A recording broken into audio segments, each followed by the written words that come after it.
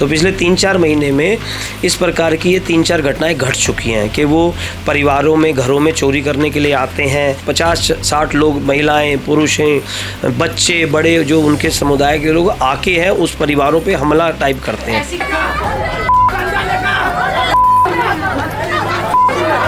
X SDM है, SDM पद से रिटायर्ड है, उनके बेटे विक्रम लाल जो कि एडवोकेट हैं प्रोफेशन से, उनके परिवार के साथ ये बड़ी घटना घटी।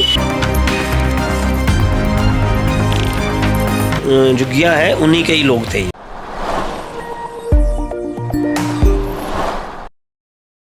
नमस्कार, दिल्ली अप टू डेट देख रहे हैं। मैं हूं आपके साथ तनीषा। इस वक्त मायापुरी इलाके में हम मौजूद हैं, जहां से एक हैरतअंगेज मामला सामने आया। देखिए, यहां पर इलाके के लोगों ने अपने ही घर के बाहर जो है घर बिकाऊ के पोस्टर्स लगा दिए हैं। अब यहां पर पलायन का आखिर क्या कारण है वो भी आपको बता देते हैं। दरअसल यहां पर कुछ ही दिन पहले कहा जा रहा है कि कुछ लोगों ने एक फैमिली पर जानलेवा हमला किया। एक मॉब अटैक जो है एक परिवार पर किया गया था और यहीं पर यहाँ के लोगों के आरोप है कि इसी के पास बनी झुग्गी बस्तियाँ, वहाँ से लोग यहाँ पर चोरी की वारदात को अंजाम देते हैं, आपराधिक घटनाओं को बढ़ावा देते हैं, जिस वजह से इलाका जो है वो खराब होता जा रहा है और लोग यहाँ पर रहने से डर रहे हैं। जैसे कि आप सब जानते हैं कि दिल्ली लगातार जो है वो क्राइम कैपिटल बनता जा रहा है। आए दिन जो है दिल्ली से आपराधिक मामले सामने आते रहते हैं, चाहे चोरी के हो, डकैती हो या फिर मर्डर के मामले। अब इसी वजह से यहाँ के इलाके के लोग भी डरे हुए हैं कि ऐसे ही चोरी चकारी की घटनाएं अगर बढ़ती रही तो ये इलाका भी, यहाँ पर भी रहना लोगों का मुश्किल हो जाएगा। तो चलिए स्थानीय लोगों से जुड़ते हैं, आखिर क्यों इन्होंने यहाँ पर ऐसे पोस्टर्स लगाए और क्या इसमें पुलिस की कार्रवाई रही, यहीं के लोगों से जुड़कर आप तक पहुँचाते हैं। क्या नाम है सर आपका? मेरा नाम अशोक है। क्या कारण रहा है यहाँ पर कि यहाँ के लोग अपने ही घरों में जो है मकान बिकाऊ के पोस्टर लगा रहे हैं? हाँ, ये क्या नाम है, माया विहार एक रेजिडेंशियल कॉलोनी है। इसके आसपास है ना कुछ सेवा बस्तियाँ जिनको हम झुग्गी क्लस्टर कहते हैं। तो ऐसे भी लोग बहुत सारी तादाद में रहते हैं। तो यहाँ पर कुछ, इनमें कुछ, सभी तो नहीं लेकिन कुछ ऐसे आपराधिक तत्व, नशा करने वाले, इस प्रकार की भी एक जनरेशन रहती है।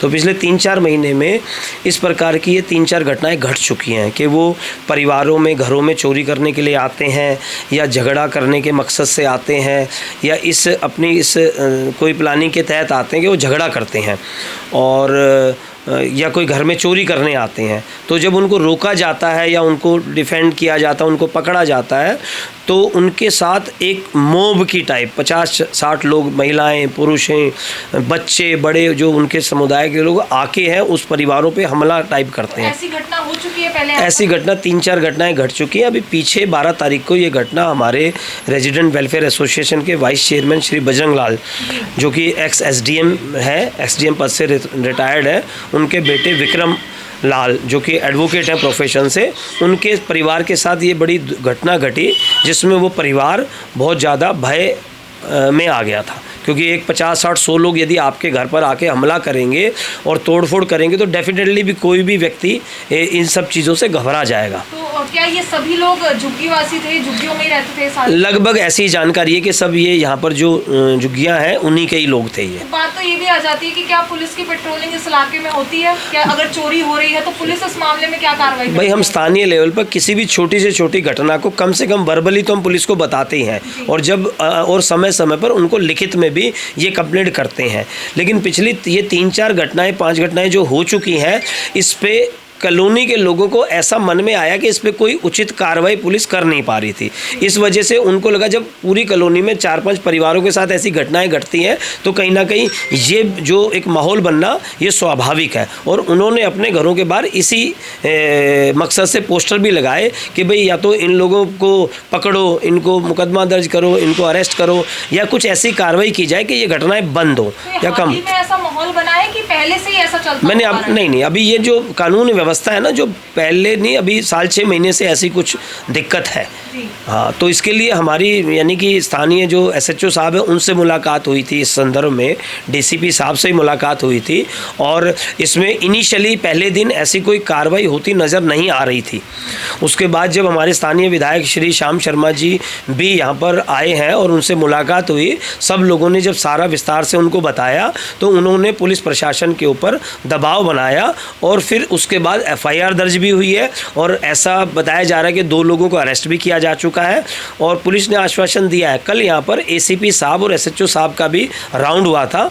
उन्होंने आश्वासन दिया है कि अब इन घटनाओं पर हम लगाम लगाएंगे और ऐसी घटनाएं बिल्कुल नहीं होगी। लोगों को आश्वस्त किया गया है और कहीं ना कहीं पुलिस का राउंड जो शाम को है, पुलिसकर्मी यहाँ पर सेंसिटिव स्थानों पर राउंड भी कर रहे हैं। तो अब लोगों के मन में थोड़ा सा ऐसा सबल हुआ है कि ऐसा लगता है कि पुलिस अगर इसको गंभीरता से लेगी तो ये घटनाएं रोकी भी जा सकती हैं। ऐसा कोई बहुत बड़ा नहीं है, लेकिन लगातार ऐसी घटनाएं होंगी तो लोगों के मन में इस प्रकार के डर या इस प्रकार का भय आना स्वाभाविक है। जैसे कि आपने बताया कि किसी जानकार पर लोगों ने अटैक करा, तो क्या किसी की गिरफ्तारी हुई है अभी तक? अभी कल जो 6 नंबर बीट पर यहाँ के एसीपी साहब, एसएचओ, उनके साथ जो उन्होंने बुलाया था और उन्होंने हमें आश्वासन दिया था, तो उन्होंने बताया है कि हमने इस पर 2 लोगों को गिरफ्तार किया और एक है वो अभी पकड़ में नहीं आया है। तो ये 2 लोग कहाँ के हैं? क्या ये झुग्गी में ही रहने वाले लोग? हाँ, ये जो इसमें जो जिस दिन 12 तारीख को जो घटना घटी थी उसके जो वीडियोस हैं वो कहीं ना कहीं पुलिस कर्मियों ने भी बनाए थे और वहाँ सीसीटीवी कैमरे से भी लिए गए उस ऑफिस में। तो उसमें जो इन्वॉल्व थे उन्हीं को ही पकड़ा है मेरे हिसाब से। यहाँ पर चोरी चकारी ही मुद्दा है या फिर नशा पत्ती भी और आपराधिक घटनाएं भी यहाँ पर सामने आ रही हैं? यहाँ पर जो सबसे पहले बड़ा मुद्दा था जिसको लगभग हम 10-15-20 सालों से ना लड़ते आ रहे हैं, वो है इंक्रोचमेंट का। अगर आप माया विहार के अंदर आए हैं तो कहीं ना कहीं बाहर मेन रोड से आए होंगे, आपको मैं पूरी तरह से आश्वस्त हूँ कि आपको आराम से नहीं आए होंगे बिल्कुल। क्योंकि यहाँ पर क्या है कि आप रात को 6-7 बजे के बाद यहाँ रोड खाली होते हैं, सुबह 9 बजे से पहले। उसके बाद इन रोडों पर इंक्रोचमेंट यानी कि गाड़ियाँ खड़ी होकर ठीक करना, डेंटिंग पेंटिंग करना, माल बेचना, गाड़ी कटाई करना, यहाँ पर ये सबसे बड़ी समस्या थी। अब मुझे ऐसा लगता है कि इन जो रोड पर काम करने वाले लोग हैं वो कहीं ना कहीं जब शाम को काम ख़त्म करते हैं तो नशा पत्ती भी करते हैं, मजदूर तबका, और इनके साथ और भी ये जब नशा करेंगे तो यहाँ बिकेगा भी, कहीं ना कहीं से तो लाएंगे ना। तो इन सब ये अतिक्रमण और ये बहुत सारा इस प्रकार के अवैध और अतिक्रमण के कार्य जो हो रहे हैं, इनके चलते आपराधिक गतिविधियाँ बढ़ी हैं। अब पहले अतिक्रमण था, अब फिर नशा हुआ, अब ये यहाँ पर लड़ाई झगड़े की या छीना झपटी की, चोरी चकारी की घटनाएं बढ़ गई। तो यहाँ पर अगर आपको लगता है कि अवैध अतिक्रमण हो रहा है, यहाँ पर नशा पत्ती ज़्यादा हो रही है, या तो आप एमसीडी में कंप्लेन करते हो और अगर नशा पत्ती हो रही तो पुलिस में भी कंप्लेन जानी चाहिए थी? ये सारी कंप्लेंट हमने लिखित में समय समय पर प्रशासन को देते रहते हैं। आप वो देखेंगे फाइलें रखी हुई हैं यहाँ पर, हम समय समय पर सारी ये रिटर्न में रेजिडेंट वेलफेयर एसोसिएशन के तहत ये सारी पुलिस को भी, एमसीडी को भी, सबको ये जानकारी देते हैं। लेकिन ऐसा कोई परमानेंट सॉल्यूशन आज तक ये लोग दे नहीं पाए हैं। फिर एक और जानकारी मैं आपको देता हूँ, आपके लिए ज़्यादा फ़ायदेमंद रहेगी। अभी टाइम्स ऑफ इंडिया में आधे पेज में मायापुरी के ऊपर एक बहुत बड़ी खबर जो छपी थी अतिक्रमण और यहाँ की जो रेडिएशन के ऊपर, यहाँ के जो पोल्यूशन के ऊपर, एनजीटी ने स्वतः संज्ञान लेकर इन सभी डिपार्टमेंट को बुलाया गया है, जिसकी 3 डेटें अभी एनजीटी कोर्ट में हो चुकी हैं। 4थी डेट सितंबर में है।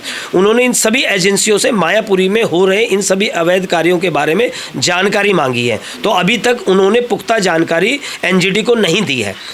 उसमें पुलिस भी पार्टी बनाई गई है और उसमें हम रेजिडेंट वेलफेयर एसोसिएशन के तहत भी हम जाते हैं और कोर्ट हमसे भी जानकारी मांगता है कि ये क्या एजेंसियां सही काम कर रही हैं, तो हम भी जो ग्राउंड रियलिटी है उनको बताते हैं। तो जब इतनी सारी चीज़ें चल रही हैं तो इसको ये तो कह नहीं सकते कि प्रशासन को कुछ नहीं पता है। जब कोर्ट स्वतः अपने संज्ञान में जो एनजीटी कोर्ट ले रहा है तो इन एजेंसियों के पास सारी जानकारी है। अभी इस इलाके में कितने घरों में ऐसे नोटिस लगे होंगे घर खाली करने के? भाई ये जिन 5-6 घरों के साथ ये घटनाएं घटी हैं उन्होंने तो लगाए हैं जी। और उनके अलावा जिनको लगता है हमारे साथ घट सकते हैं उन्होंने भी लगाए हैं। अभी इतना सब कुछ हो गया, पुलिस की तरफ से क्या आश्वासन आप लोगों को दिया गया है इलाके के लोगों? पुलिस की तरफ से पिछले 3 दिन से शाम को यहाँ पर गश्त होती है और क्या नाम है, फ्रीक्वेंटली एसएचओ साहब और एसीबी साहब यहाँ पर आ रहे हैं, वो भी इसको संज्ञान में ले रहे हैं। और यहाँ की जो बीट का पूरा स्टाफ बदल दिया गया है। तो उन्होंने कहा कि अब नया स्टाफ चेंज किया हमने, 2 लोग फालतू लगाए, तो कहीं ना कहीं इन सब चीज़ों पर हम ज़्यादा संवेदनशील हैं और इसको रोकने का पूरा प्रयास करेंगे। बाकी इलाके के लोगों की क्या मांग है, वो लोग क्या चाहते हैं प्रशासन से, पुलिस? भाई देखो, ये मैंने बताया रेजिडेंशियल इलाका है, ABCD ब्लॉक है। यहाँ पर जो मध्यम वर्गीय लोग रहते हैं ये सारे लोग बड़ी ईमानदारी से अपना काम करते हैं, अपना हाउस टैक्स, अपना बिजली का बिल, अपना पानी का बिल, अपना इनकम टैक्स सब पे करते हैं और इसके एवज में प्रशासन से ये उम्मीद रखते हैं कि हमारा जीवन सरल और सुलभ हो, यही मांग रखते हैं। और हमें क्या चाहिए, या तो हम अपनी चीज़ें पूरी ना करते हों। तो अब जब हम अपनी ईमानदारी से सारी आहर्ताएँ, सारे नियम कानून पूरे कर रहे हैं, तो प्रशासन को भी अपना काम ईमानदारी से करना चाहिए। यही अपेक्षा में पुलिस से भी, प्रशासन से भी। तो यहाँ पर मायापुरी इलाके में हम मौजूद थे। बहुत ही बेसिक सी मांग इन लोगों की है जो हर कोई चाहता है कि इलाके में नशा पत्ती कम हो, अतिक्रमण मुक्त इलाका हो, और जिस तरीके से चोरी की घटनाएं लगातार बढ़ती जा रही हैं उनमें रुकावट हो। तो जैसे कि इन लोगों के आरोप है कि आसपास जो झुग्गी बस्ती बनी हुई है उस वजह से लगातार जो है इस इलाके में आपराधिक गतिविधियां बढ़ती जा रही हैं। और पुलिस की क्या कुछ कार्रवाई रही है वो भी इन्होंने हमें बताया। फिलहाल हाल ही के आखिर के 3 दिनों में जो है पुलिस की पेट्रोलिंग यहाँ पर लगातार बढ़ गई है, जिस वजह से ये लोग आश्वस्त हैं, लेकिन ये चाहते हैं कि आगे भी ऐसी ही कार्रवाई हो और यहाँ पर जो भी अपराध बढ़ रहा है उसमें विराम लगे। पूरी खबर पर आपकी जो कुछ राय हो कमेंट सेक्शन में जरूर साझा करें, और ऐसी दिल्ली से जुड़ी तमाम खबरों के लिए बने रहिए दिल्ली अप टू डेट के साथ।